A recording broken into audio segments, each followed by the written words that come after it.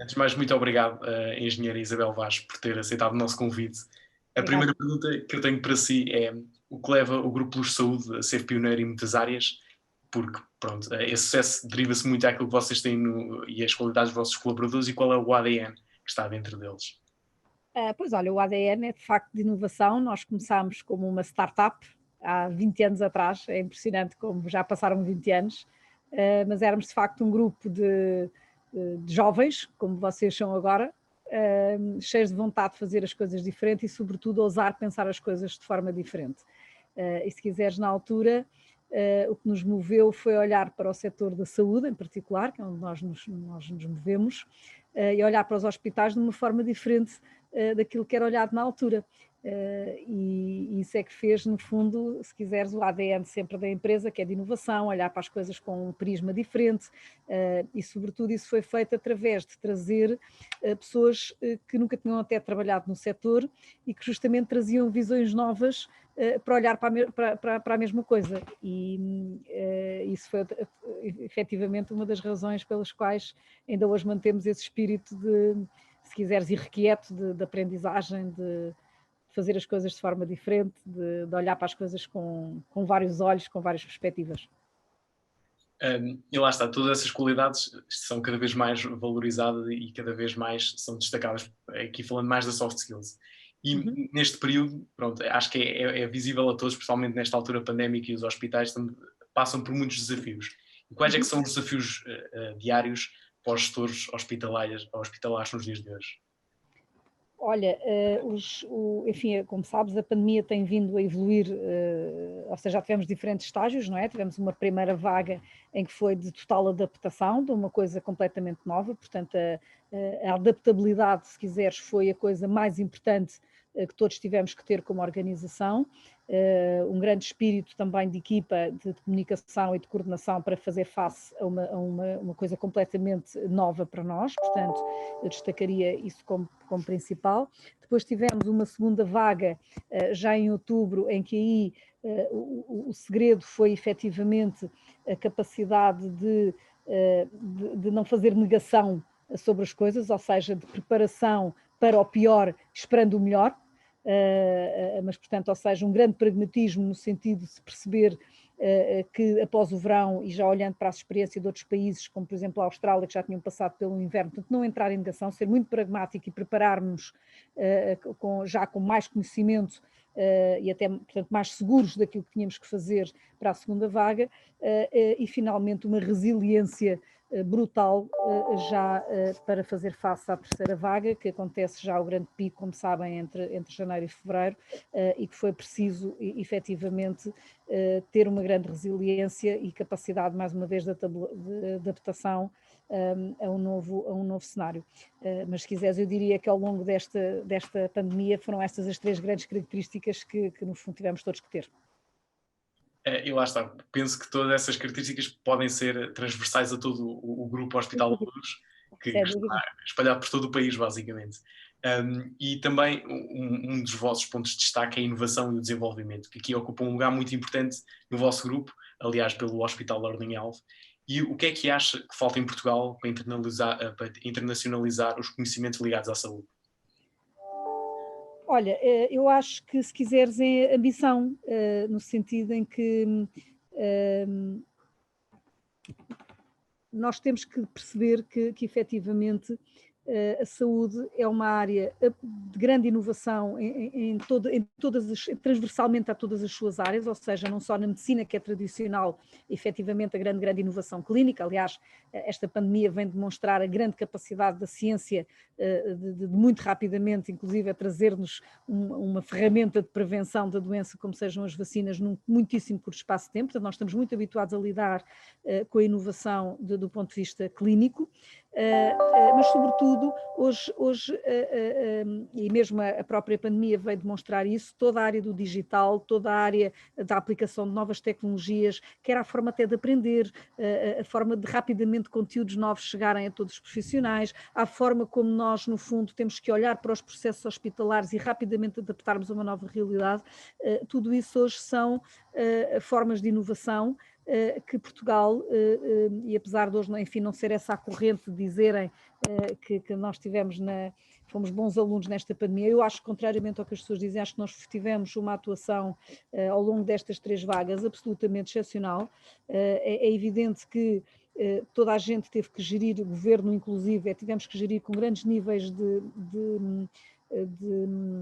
desconhecimento ou de imprevisibilidade, portanto não conseguimos gerir sempre com tudo, com todas as variáveis na mão, e portanto é evidente que à segunda-feira toda a gente ganha o Euromilhões, como eu costumo dizer, mas acho que no total, acho que Portugal teve uma atuação muito boa. Acho que apesar de tudo e apesar de todas as mortes que há a lamentar e evidentemente muitas coisas que não fizemos bem, acho que tudo somado, Portugal deu cartas na forma como se organizou, na forma como o Sistema Nacional de Saúde, e em particular o SNS, deu resposta. Eu relembro que nós tínhamos partido para esta crise com muitas deficiências, nomeadamente numa área que era fundamental para esta doença, que eram os cuidados intensivos.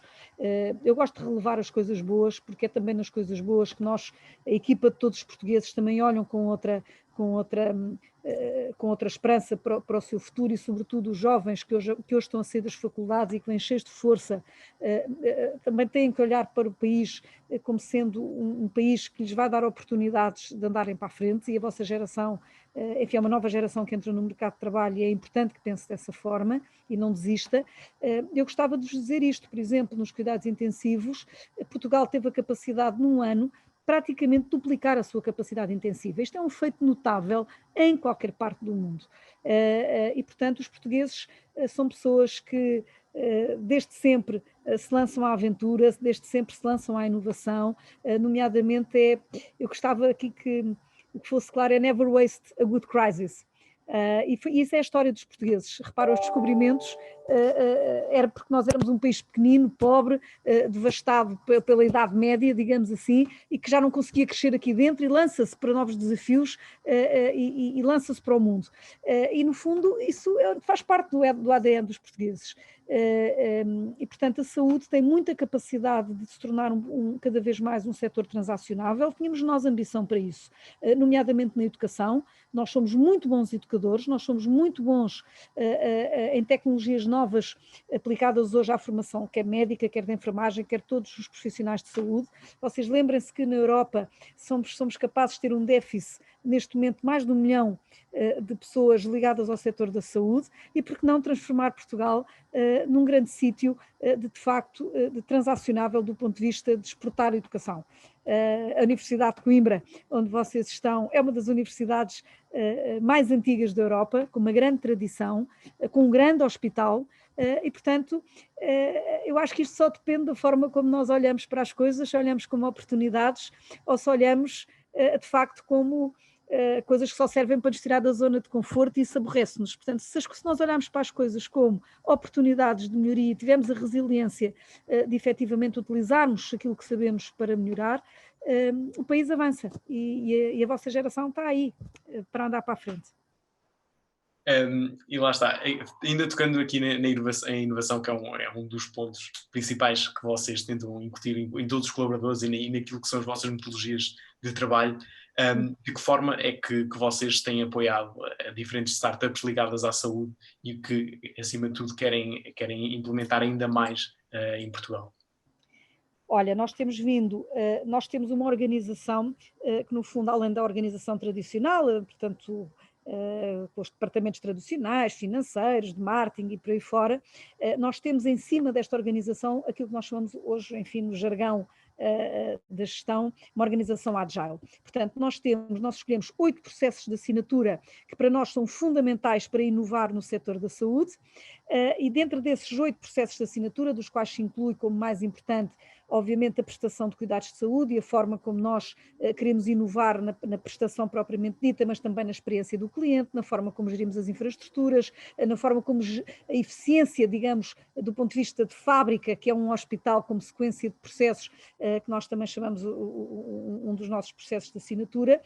Nós, no fundo, temos grupos de trabalho agile, portanto, que vêm com diferentes outros tipos de conhecimento e cujo objetivo é efetivamente olharem e fazerem reengenharia de processos dentro dos hospitais. Essa reengenharia é feita com recurso a várias ferramentas, aquelas mais tradicionais, como seja os processos Lean, ou seja, olhar para os processos cada vez de uma forma mais eficiente, mas também a automatização, recurso a ferramentas de outsourcing e, principalmente, se quiserem, hoje o recurso à ciência de dados, ao Advanced Analytics, para transformar, digamos, a forma como nós prestamos cuidados de saúde e em todas as atividades de suporte. E, portanto, isso hoje é feito, se quiseres, eu como CEO, o que eu procuro é, nós temos o dia-a-dia, que como em todas as empresas nos absorve completamente, então em ano de pandemia parece que não havia mais nada, mas ao mesmo tempo eu tenho que ter a empresa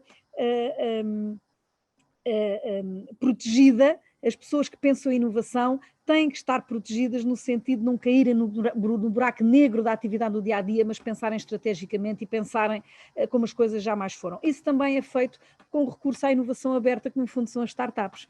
Ou seja, temos muitas empresas de gente nova que pensa as coisas de forma diferente e que nestes grupos de trabalho nos picam os miolos, que é o que nós chamamos os processos de inovação aberta. E isso é muito importante. Portanto, esta diversidade de gente que nós temos que deixar entrar dentro da empresa é para nós sobrevivência.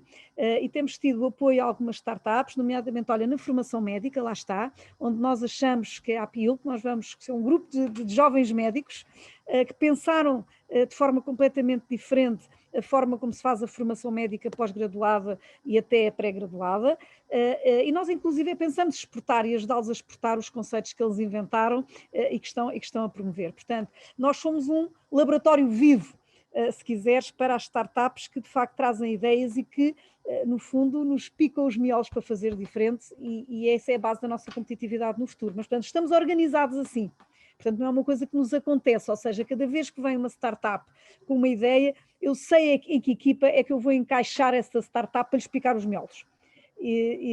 Portanto, é uma coisa que está na nossa base, estás a ver? Portanto, não é uma coisa que nos acontece por acaso.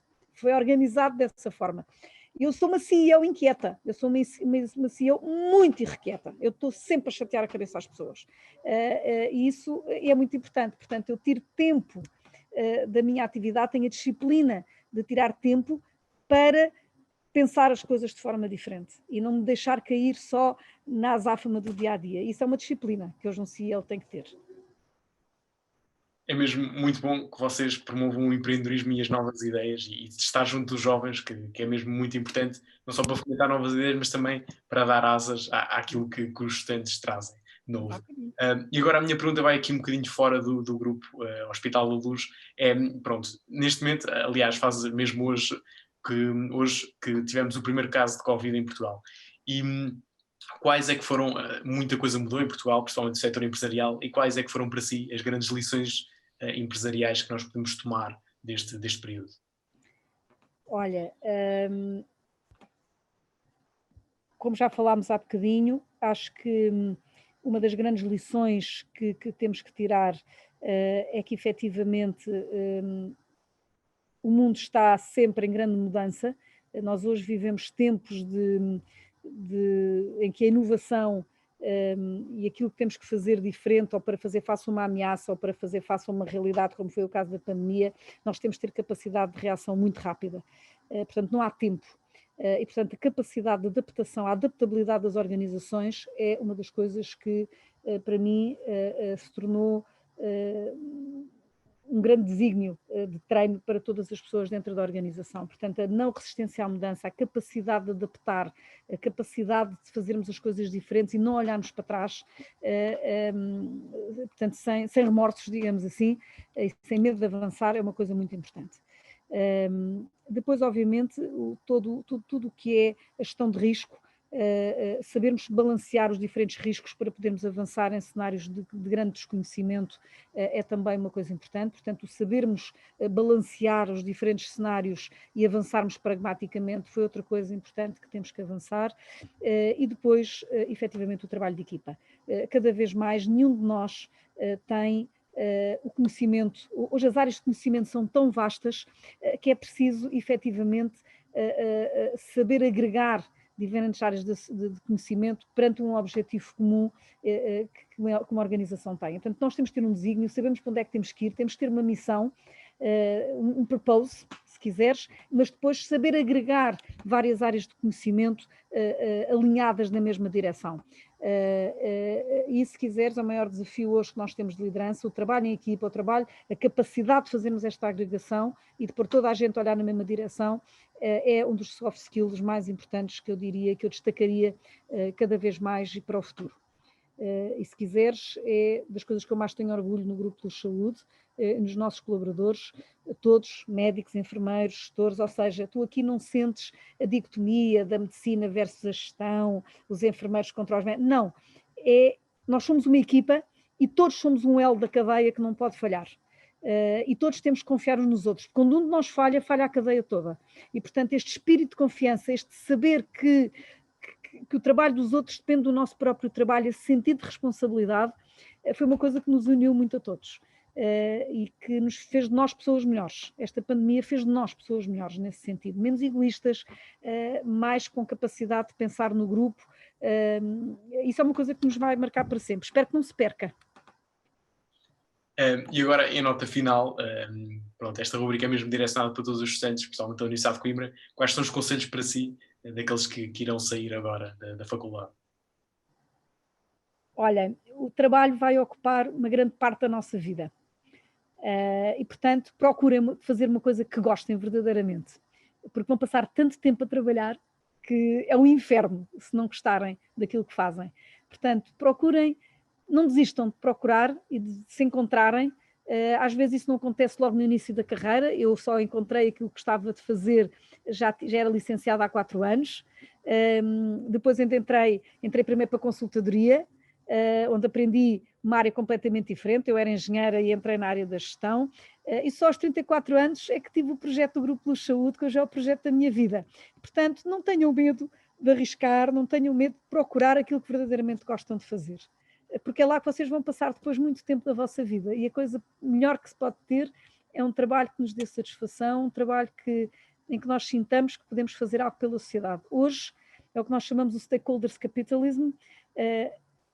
Isto hoje não se trata só de valorização do valor acionista. Hoje é a valorização do nosso trabalho como um todo para a sociedade, para os nossos clientes, para os nossos colaboradores, obviamente para os acionistas, mas uma coisa não funciona sem a outra. E portanto, é importante sermos felizes naquilo que fazemos e no trabalho que escolhermos para fazer e para fazermos a diferença na sociedade, por muito humilde que ele seja. É o conselho que eu vos deixo. Muito obrigado. E com esta nota e com esta mensagem final, até mesmo inspiradora, terminamos agora a entrevista. Mais uma vez, muito obrigado, Engenheira Isabel Vaz. Obrigada eu. Muito obrigado. E boa sorte para vocês todos.